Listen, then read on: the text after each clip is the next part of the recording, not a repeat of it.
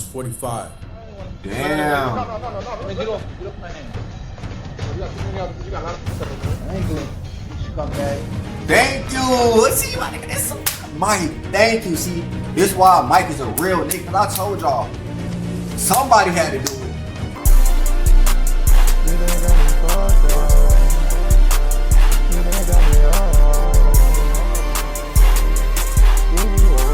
The most evil man in the boxing, Don King documentary. Man, oh man, oh man, oh man. This right here should be a good one, man. I don't know too much about Don King, so today I feel like I'm gonna know a lot more. You know what I'm saying? So if you're new here, leave a like, comment, and subscribe. Follow me on my socials. Turn on that notification bell.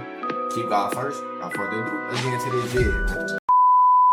Why'd you rob Mike Tyson and Muhammad Ali like Barack Obama robbed us? What? Because He robbed both of them? For what? I love them. And I thought it was just so nice that they would give me an opportunity for me to make them rich so that I could rob them because they were poor when they came to me and there was nothing to rob. Oh, hell no. See, I would have to beat his ass. I'm sorry. They better than me. You go on the interview. After you rob me, you go on the interview and talk crazy.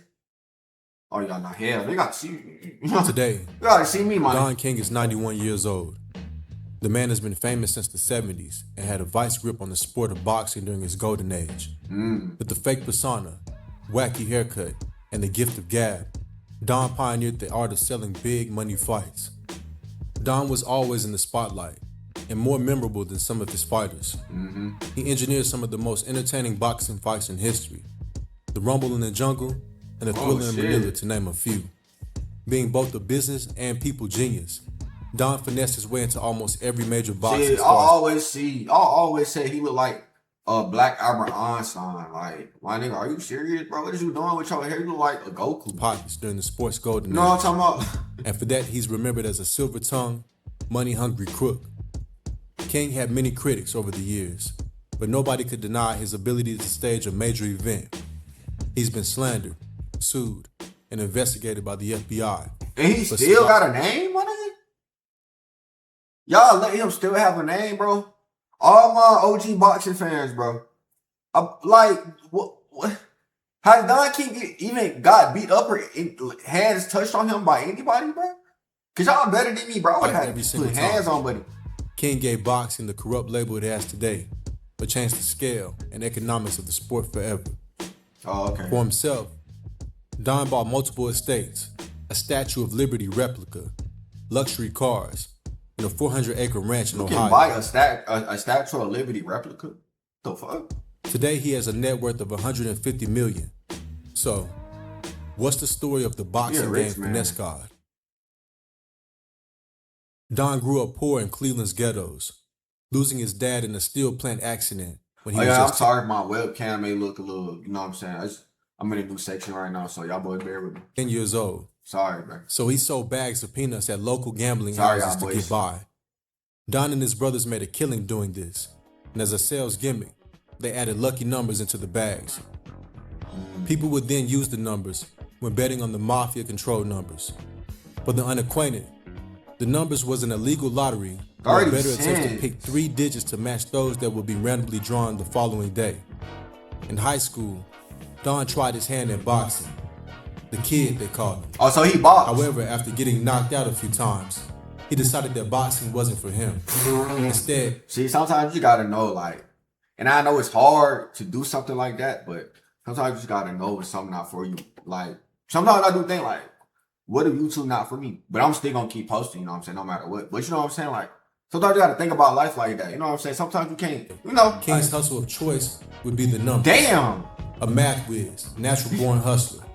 At just age 20, King was well on his way to becoming a successful numbers runner.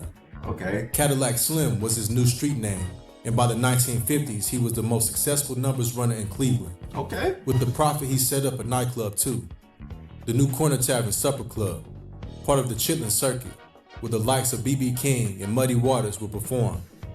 It was a big spot in Cleveland. In 1954, 3 men from Detroit tried to rob one of King's gambling houses. What? He shot and killed one of them, Okay. but beat the charges. Okay. He had shot the so man Don King got a hat up under his belt, huh? Okay, in the okay. back. On April 20th, 1966, a Cleveland police officer would arrive to the scene of a scuffle outside a local bar. He found a 6'4", 250-pound Don King stomping Sam Garrett into the ground over a $600 debt. Did this nigga just, bro? Hold on. At a local bar.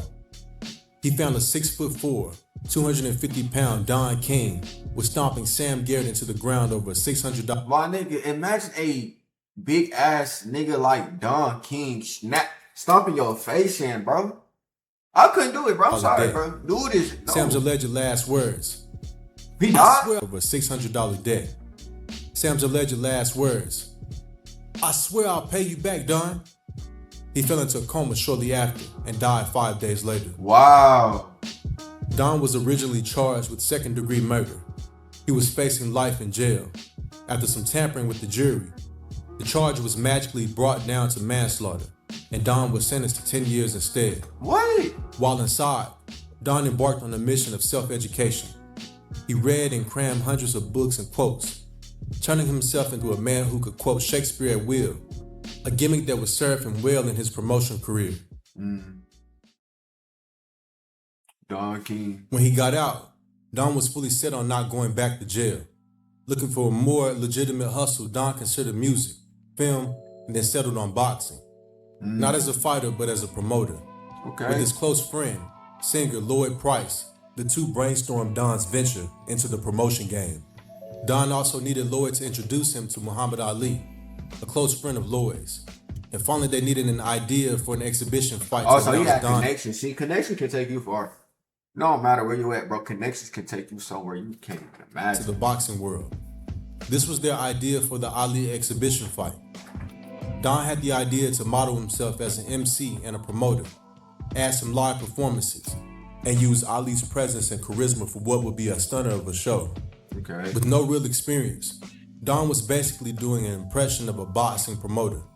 Also, many people had reservations of renting an arena to a convicted killer, but Don had an uncanny ability to deliver on outlandish promises. He secured an arena, and the exhibition happened on Euclid Avenue. Damn. 8,500 people turned up. Since it was an exhibition, Ali fought the DJ, a sheriff, and an actual fighter that night. Wow. It sold 81,000 worth of tickets. A record. Damn, he made 81,000? That nigga made some money, boy. At the time. King's presence stole some of Ali's thunder too. It was Don's big break. Like, you gotta think about it. Back then, and I know all my OG boxing fans know, back then, 80 was selling 81,000 tickets. That's like, bro, you set. You set for the rest of your life, man, just by that alone. After covering all the expenses, Don King gave the hospital only $1,500. A small amount considering all the profit was meant for charity. That's crazy. This would become a pattern with Don, and the first glimpse of the con he really was. That's fucked up. That's fucked up, bro. Very In the 70s, Don was getting more influential, especially with the heavyweight contenders at the time. His character started becoming more clear too. In 73, Don flew to Jamaica to watch Frazier versus Foreman. Don arrived with Frazier in Frazier's limo, but left the arena in Foreman's limo after Frazier's knockout loss. Damn. So by the second round, when he done bounced him up and down like a basketball, I was over there in George's corner. So I went into the ring, and so George said, "Man, you said I would do it." I said, "I sure did, George. I knew you were going to do it. You're the champ. You know, it's the new champ of the world." So George said, "Come on, you got to stay with me." So now I go back out, and the ministers and all of the motorcycle cops and all, and we go out the entourage. I came with the champ, and now I'm going back home with George Foreman in the motorcade. If Joe had knocked George to one knee up and down like a basketball, he would have gone home with Joe. More likely I would have went home with Joe because to the victor goes the spoils. And if I was anticipating going into the ring of promoting boxing, you promote winners, you don't promote losers. And as a gimmick, he came up with this signature True, you look. promote winners, bro. You don't promote losers, bro. Because, you know, once you... boxing is a business sport. So you got to promote, like, the highest... That's how you want to get your money. And on-camera persona as well to distinguish himself from the other promoters. In the 70s, Bob Arum of Top Rank Promotions was Ali's promoter and lawyer. Ali also had all-white promoters previously. The civil rights movement was big at the time, and something Ali was passionate about. This was the start of Don playing. Wait, you know how much aura? I don't think I understand how much aura is in his pick, bro. MLK and Muhammad Ali in one. That's crazy. His fighters. That black folk needed to stick together, and greedy white promoters were out to scam and rob them. Yeah. Don also had the energy of an uncle you had known your whole life, so he did a great job befriending them. 1974, Don and Ali would link up again for a new venture. Don conceived the idea for a super fight between Ali and a rising knockout machine in George Foreman. Ali shot at the heavyweight title again. Don guaranteed $5 million to both Ali and Foreman. Damn. A record payout for the time. The $5 million offer removed any doubt they had of fighting each other. It also prevented other promoters from booking the fight. After the contracts were signed, Don had 4 months to come up with the venue and the $10 million. He had neither. Don got in touch with Bo Booth. This nigga Don really just scammed these niggas? Oh hell no, he got to run my page, bro. Of Zaire. Hell A no. man who had his predecessor executed and publicly hanged his own officials. He secured both the $10 million and the venue, and the plan was in motion. By the time Ali touched down in Africa, he was one of the most famous people in the world. Ali quickly got to work, demonizing George Foreman and getting the fans on his side. When George landed, the fans already hated him and chanted, Ali Boumaye, meaning That was Then he was finna stab him with all type of torches, all type of spears, all type of shit. There's no way you went to that. No, bro, take your ass home. Ali had successfully created a good guy, bad guy dynamic. Ali was seen as an underdog too. A few of the creeds of big money fight promotion. Don King was about to make history. There was a 3-night-long musical festival before the fight. On the day of, crazy promotion. 60,000 people and international media turned up. The heavy-handed George wailed on Ali for the first 7 rounds, but using his rope-a-dope technique, Ali baited Foreman into punching himself out. In the 8th, Ali decked Foreman with a straight right, shocked the world, and immortalized his legacy. The fight Ali made wanted $100 to million. know. So y'all telling me we got footage of all these old fights, but no footage of the Wilt Chamberlain 100-point game? That's insane, bro. Something $550 gotta million be today. studied, bro. It was watched by an estimated 1 billion people too, a quarter of the human population at the time. With literally his first professional fight, Don King was instantly propelled to being the biggest promoter in the game. Yup. It's crazy, bro. After He the ain't massive hate him, bro. success of Rumble in the Jungle, boxers were flocking to sign with Don King. Don's next brainchild was the Thriller in Manila, an event he set up with the help of former Filipino president and kleptocrat Ferdinand Marcos. Okay. A tiebreaker considering they were 1-1 on each other. This time there would be a $4.5 million purse for Ali and $2 million for Frazier. Okay. Months of media antics and trash talk drummed up massive buzz for the fight. On the day of, they filled the stadium and the world tuned in for the trilogy bout. Ali ended up winning after a grueling 14 rounds. Damn, 14? How many? Wait, so I got a question. How many rounds did they used to go in total back then? All my OG boxing fans, I need y'all help again. Let me know down below in the comments. Because it was the closest he had ever been to death. I'd have been throwing the up. The fight more than delivered on the hype and was a massive financial success. He's tired as hell. Thriller in Manila and the Rumble in the Jungle were King's first 2 pro fights as a promoter ever. No small feat. Wow. The golden age of boxing. Damn. After the Thriller in Manila, Don would go on to promote 5 more fights for Ali, as well as working with many of the best fighters around, including Sugar Ray Leonard, Leon Spinks, and Larry Holmes. When Muhammad Ali lost to Larry Holmes in 1980, Don paid him $6.8 million of a guaranteed $8 million purse. Bro, I don't think I understand how much money that is back then, bro. Back then, like that's, bro, I can't even fathom, bro, how having being rich in like the 80s or the 70s, bro. I can't fathom, bro. King persuaded one of Ali's trusted advisors, Jeremiah Shabazz, to take a suitcase to the ex-champ, who was still concussed after a brutal loss in the ring. Damn. It contained $50,000 in a contract that stated this was all the remaining prize money Ali would receive for the fight. It also gave promotion rights to King for any future fights Ali may have. Later down the line, Larry Holmes would sue Don King as well, after accepting $100,000 for a $300,000 lawsuit. That's crazy. Holmes commented that King looks black, lives white, and thinks green. And it's crazy because, like, bro, this, like, he was getting off with so much money, bro. I didn't even know he was moving like this, bro. He's a scammer, bro. Now Don was known to have both fighters under him, like when Ken Norton fought Larry Holmes. Both men were signed to him, so he was a winner either way. He had the WBC in his pocket as well, meaning Damn, he had that the bitch power nice. to ruin careers and prevent title shots for fighters that didn't sign with him. After Ali retired from the sport, Don was searching for a new star to manipulate. Tim Witherspoon was a 23-year-old, 6'3", 200-pound heavyweight who went pro in And he told me no 1979. KOs. When Tim Witherspoon beat Alonzo Ratliff in 1981, Don King popped up from the crowd and was quick to congratulate him. Don was 13-0. incredibly powerful, and in the late 70s, he had signed the champ, Larry Holmes. And I feel like the reason why he was so powerful because of the amount of money he was touching back then, bro. If he was a regular dude walking around the street looking like that, bro, nobody's finna, like, come on, bro. Let's be 1,000, y'all. If y'all would have seen somebody like a broke man looking like that down the street, like, bro, are y'all even acknowledging, bro? Come on, like, that's what money do. Third, fourth, and sixth contenders. He was paying more than other promoters, too. Don King became Tim Witherspoon's promoter, but soon after Tim was being forced to postpone a fight due to an ear infection, Don tried to force Tim to commit to fighting. Oh, hell Tim no. refused and had his boxing license suspended. So this nigga really just tried to have it. He really just tried to have this. Bro, I don't think if Don King know or not, well, you can die in the boxing game. Like, I wouldn't even want nobody to go in no boxing fight with no type of injury, man. Like, Now that's to a get his whole license life, back, man. Like, Tim had the he option got to sign an people, family, exclusive and stuff like contract that. He with gotta Don feed with his adopted son, tripping. Carl King, as his manager, or starve.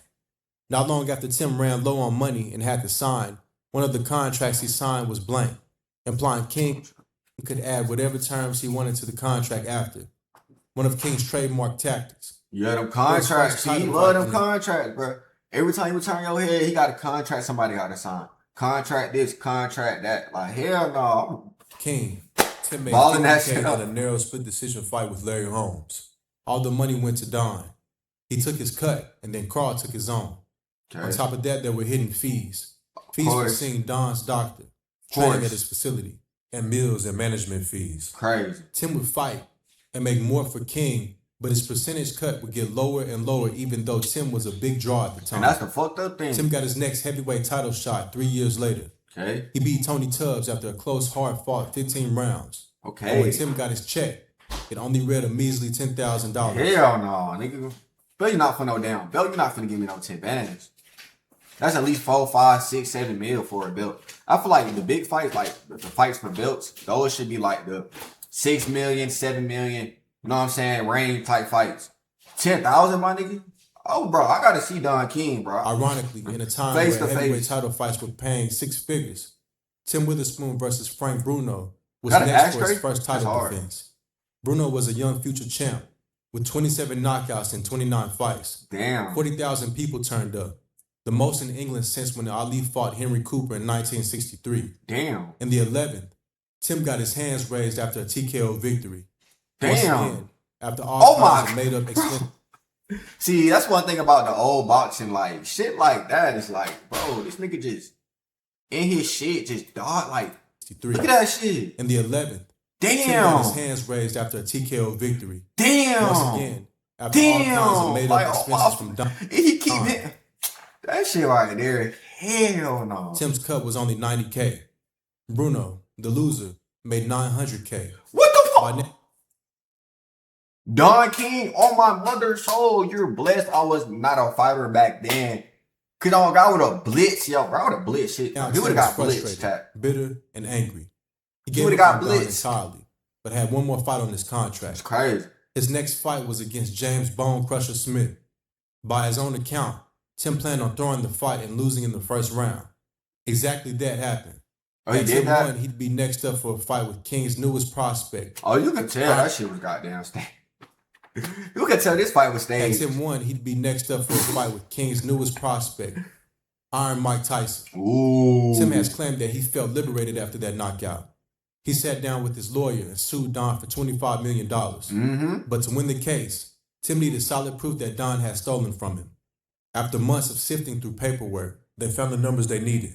And in response, Don sent an army of goons trying to intimidate him to settle for less. What? It was well known that Don King was connected to the mafia as well. Yeah, he had some mafia ties, cartel, gang tie, GD, all type of shit going, bro. Hell The case no. went on for years more.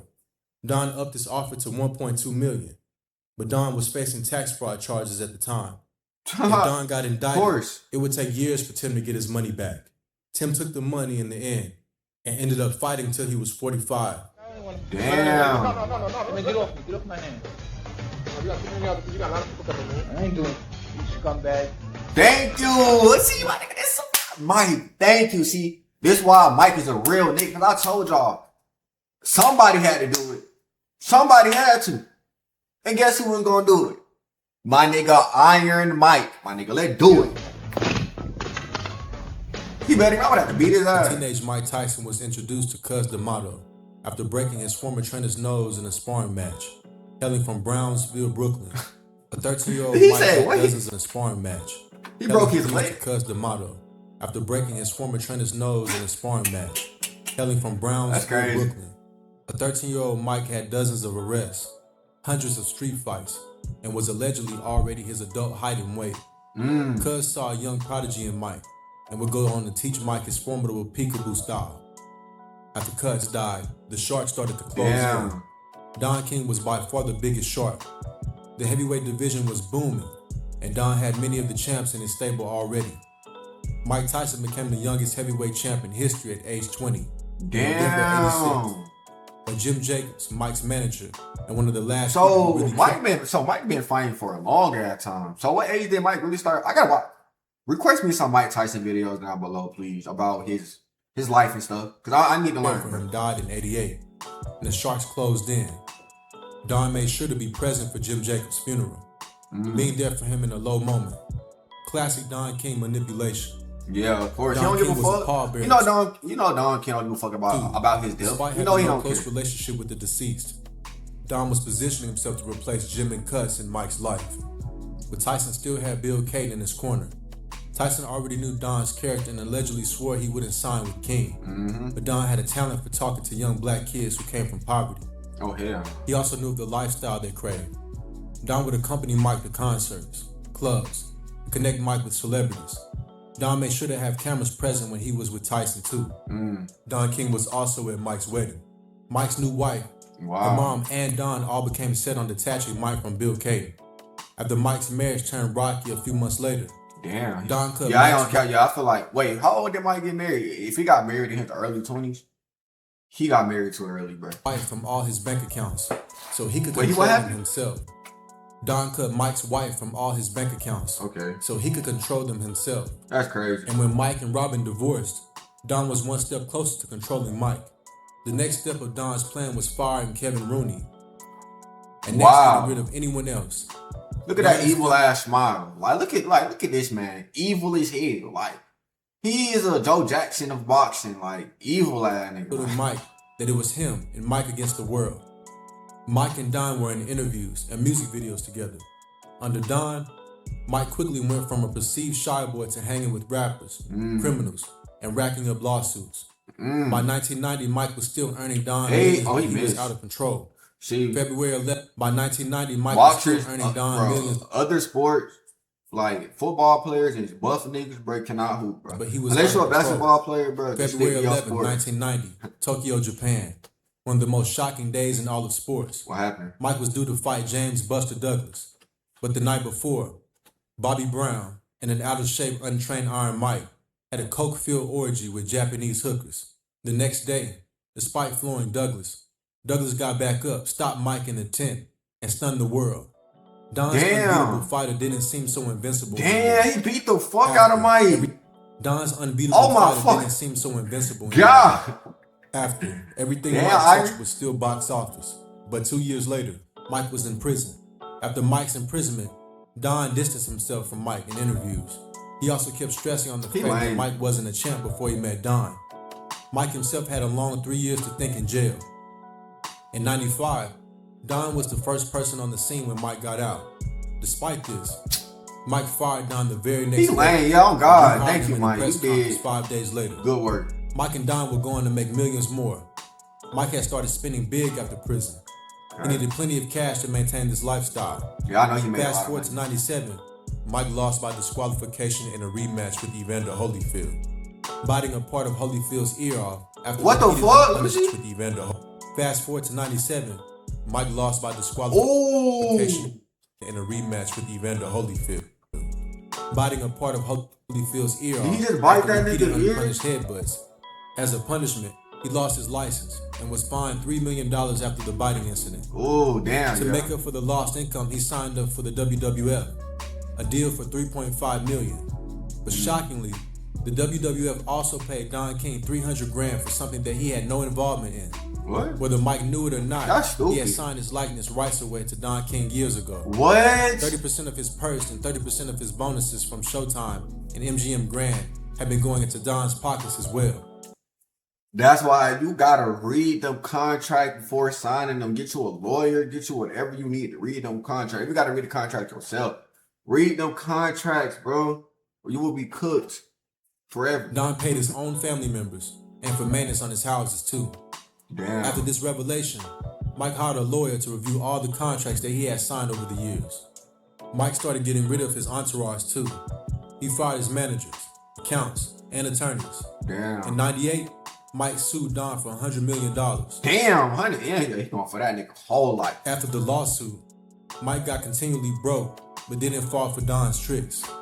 Don would offer Mike $20 million on a flight to Miami, but Mike refused. So I'm on.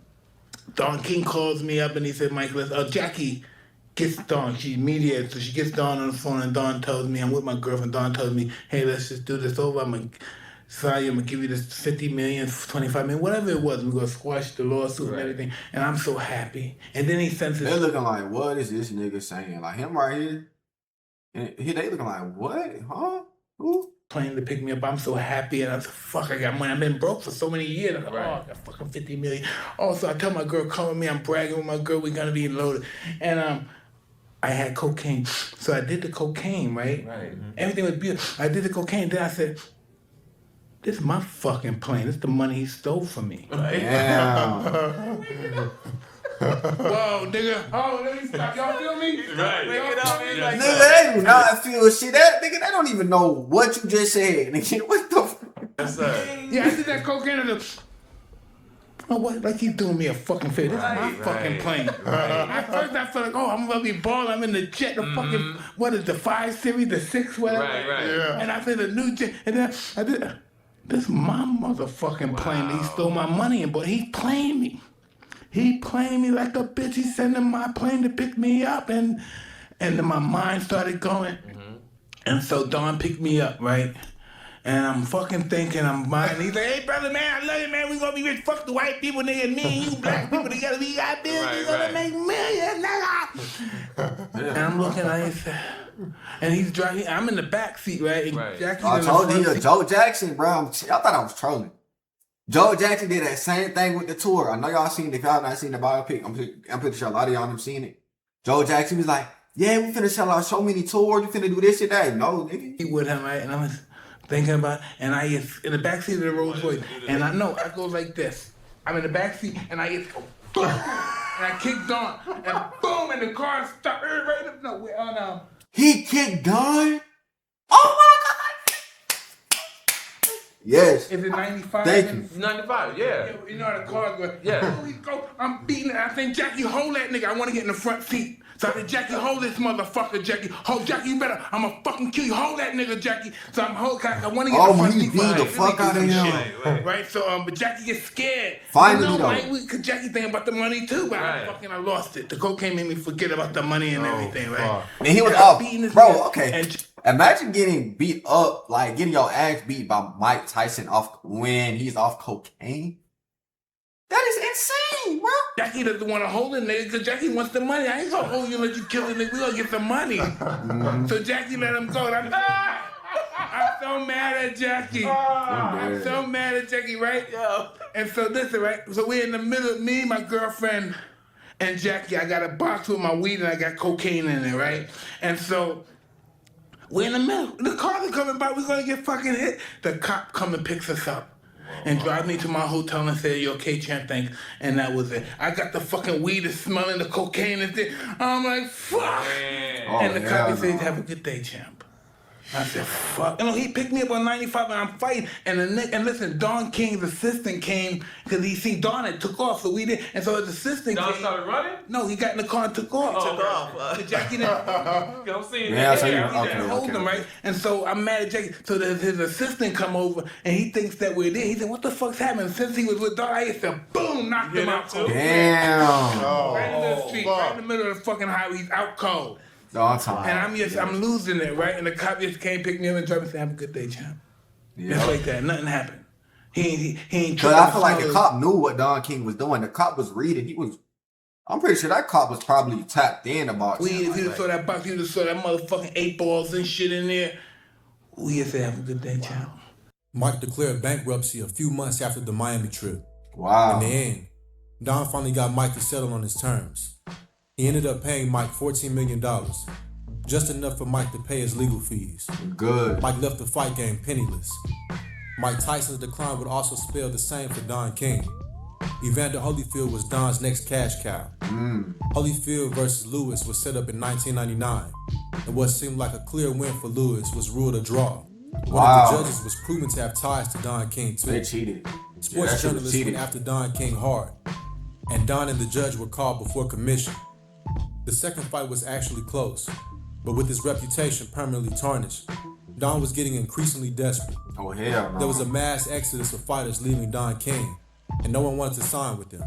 Roy Jones Jr. was the biggest fighter Don had left, and he even left Don, buying his own way out of the contract. The Muhammad Ali Act was formed in 2000 to protect fighters. A lot of it was formed simply based on Don King's crooked tactics. Okay. Former fighter ran promotions became more common too. Don slowly faded into obscurity. As for boxing, the sport in general has fallen since Don King's days.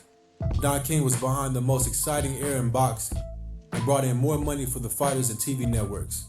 And to be fair, wasn't doing anything other promoters weren't. True. But everything considered, was Don the best or worst thing that happened to boxing? The worst. I hit Don King with the, Mike Tyson said this and that, and you did this and that, and how do you justify these things? Mike had already signed another promoter. He was coming back for a fight, right? He said, Mike Tyson was with me. He made $20 million a fight. Damn. And now he's fighting for 5. Now, I might have stole half, but would you rather half your 20 or all of your 5? That nigga Don King was one of them evil ones, bro. But man, I never knew Don King moved like this. Well, it's always some fishy stuff behind multimillionaires, like people like Don King or people that see, you know what I'm saying? So you will always be able to expect something like this. But if you guys enjoyed this video, guys want to request any more videos, let me know down below. It's your boy Quick Great. I like playing that sub button. Keep you guys first, and I'll keep you guys in the next one.